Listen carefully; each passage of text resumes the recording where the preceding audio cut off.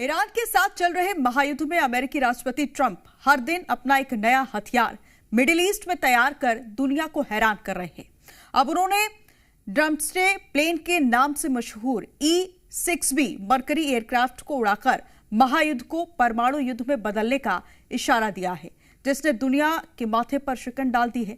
पश्चिम Asia के आसमान में इन विमानों की उड़ान देख हर कोई हैरान है और न्यूक्लियर वॉर को लेकर चर्चाओं का बाजार गर्म है।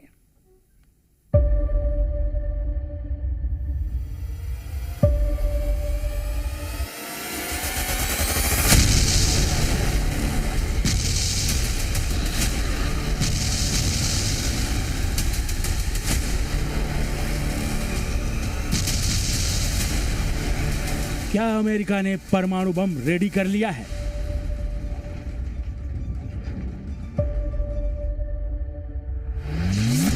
क्या ट्रंप ने डूम्सडे प्लेन की तैनाती कर दी है?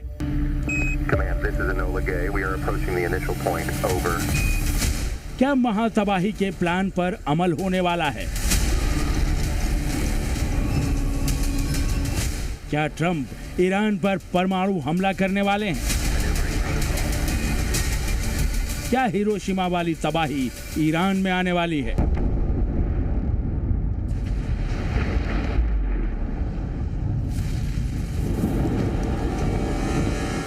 अमेरिका और इजराइल ने बीती रात ईरान की राजधानी तेहरान पर अब तक का सबसे भीषण हमला किया। करीब आधे घंटे तक बमवर्षक विमानों ने ईरान पर ताबड़तोड़ बम बरसाए। करीब 20 बड़े धमाकों से पूरा ईरान थर्रा उठा। इस भीषण हमले को ट्रेलर बताया जा रहा है।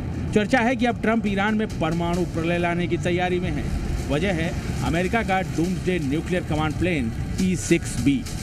अमेरिकी नेवी के इन विमानों को पश्चिमी एशिया के आसमान में उड़ते हुए देखा गया है, जिससे ईरान में शुरू हुई जंग के परमाणु युद्ध की शक्ल लेने का अंदेशा जताया जाने लगा है। यूएस नेवी के E-6B प्लेन की खास न्यूक्लियर क्षमताओं के चलते ही इस बात की चर्चा तेज है कि क्या ट्रंप ईरान पर परमाणु हमला करने वाले हैं। डेली मेल की एक रिपोर्ट के मुताबिक ईरान में 28 फरवरी को युद्ध शुरू होने के बाद से फ्लाइट ट्रैकिंग डेटा ने E-6B mercury strategic airborne command aircraft के लॉन्च कैप्चर किए हैं। यानी अमेरिकी नेवी के ये प्लेन आसमान में उड़ते देखे गए हैं। ये खास विमान पुराने बोइंग 707 एयरफ्रेम पर आधारित है। इन विमानों को ऐसे हालात के लिए तैयार किया गया है जब परमाणु युद्ध छिड़ जाए या बड़े पैमाने पर सैन्य संकट की स्थिति पैदा हो जाए। ये प्लेन न्यूक्लियर वॉर से बचने के लिए ही तैयार किए गए हैं। इन्हें हवा से अमेरिकी मिलिट्री रिस्पांस को कोऑर्डिनेट करने के लिए डिजाइन किया गया है।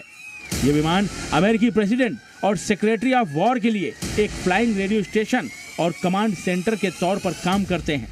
ये विमान सैटेलाइट, जमीन पर मौजूद सैन्य ठिकानों और भूमिगत मिसाइल बेस से लगातार संपर्क बनाए रखने में सक्षम हैं। इस विमान से समुद्र के अंदर तैनात परमाणु हथियारों से लैस पनडुब्बियों से भी संपर्क किया जा सकता है।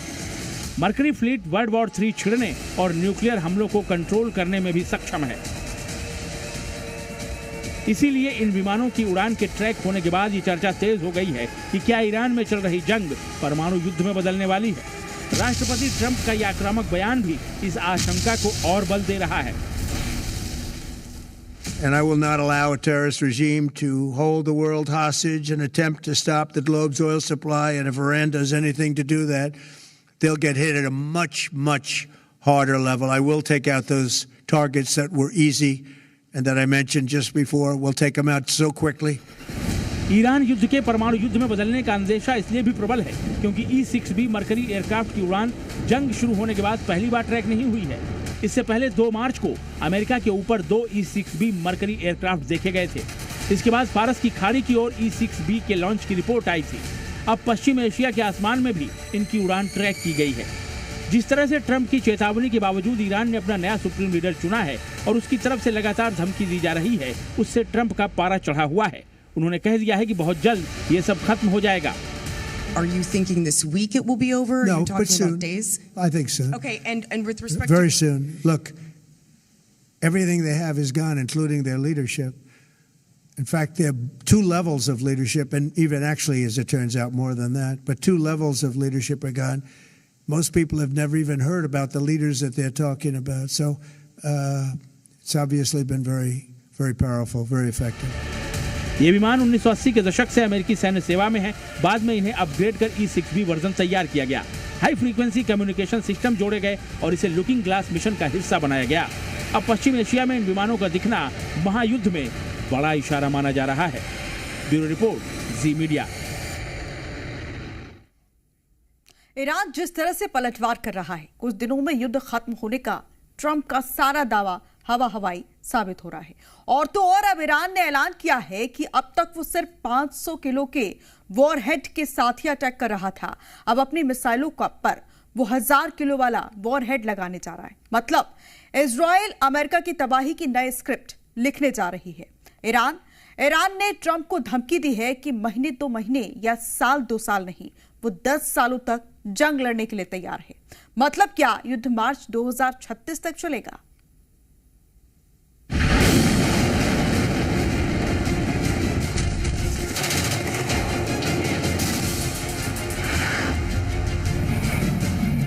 ईरान के पास कोई नौसेना नहीं, ट्रंप का झूठ। ईरान के पास कोई वायुसेना नहीं, ट्रंप का झूठ। ईरान के पास कोई संचार व्यवस्था नहीं, ट्रंप का झूठ। ईरान की मिसाइलें अब कम दिखती हैं, ट्रंप का झूठ। ड्रोन हर जगह नष्ट किए जा रहे हैं, ट्रंप का झूठ। एक जानकार व्यक्ति के तौर पर मैं ये कह सकता हूं कि हम अमेरिका के साथ 10 साल तक युद्ध करने के लिए तैयार हैं। कम से कम 10 साल। ईरान लंबी लड़ाई के लिए मानसिक और सैन्य रूप से कमर कस चुका है। एक तरफ ट्रंप कह रहे हैं कि युद्ध कुछ दिनों का बचा है, दूसरी ओर ईरान 10 सालों तक युद्ध खींचने की कसम खा रहा है। एक और ट्रंप कह रहे हैं ईरान के पास कुछ नहीं बचा, दूसरी ओर ईरान कह रहा है अमेरिका को नाको चने चबाने पर मजबूर कर देंगे। They have no navy, they have no air force, they have no anti-aircraft equipment. It's all been blown up. They have no radar, they have no telecommunications, and they have no leadership. It's all gone. किसका दावा सही है? किसके दावे में कितना दम है? क्या ईरान के पास वाकई इतनी ताकत है कि वो 10 सालों तक युद्ध को खींच सके? क्या ट्रंप युद्ध शुरू कर बुरे फंस चुके हैं? इसका प्रमाण है ईरान के हमले। ईरान खुद अमेरिका और इजराइल के हमले से लहूलुहान है, लेकिन उसकी पलटवार की क्षमता ने दुनिया को अचरज में डाल दिया है।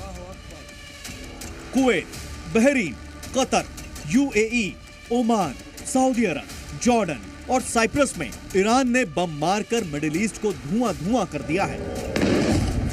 इतिहास में ऐसा पहली बार हुआ है जब ईरान ने अमेरिका के मध्य पूर्व के करीब-करीब हर आर्मी बेस पर अटैक किया है। कुवैत और बहरीन ईरान के हमले से जख्मी हो रहे हैं।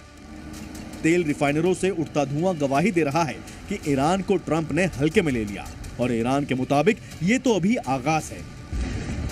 इसके आगे ईरान ने अब भीषण वॉर प्लान तैयार किया है। ईरान ने मिक्स्ड पेलोड मिसाइल के इस्तेमाल से हटकर 1 टन से ज्यादा भारी वॉरहेड को स्टैंडर्ड बनाने की तरफ कदम बढ़ा दिया है। इसका मकसद दुश्मन के खेमे में ज्यादा से ज्यादा तबाही मचाना है। माना जा रहा है कि ईरान इजराइल में एयरबेस, बंकर, बंदरगाह, लॉजिस्टिक हब और कमांड सेंटर पर भीषण हमलों की शुरुआत कर सकता है। और रही बात ईरान की अमेरिका के साथ शांति वाली बातचीत की उम्मीद, तो इसकी दूर दूर तक कोई संभावना नहीं दिख रही है। We have a very, bitter experience of talking with Americans.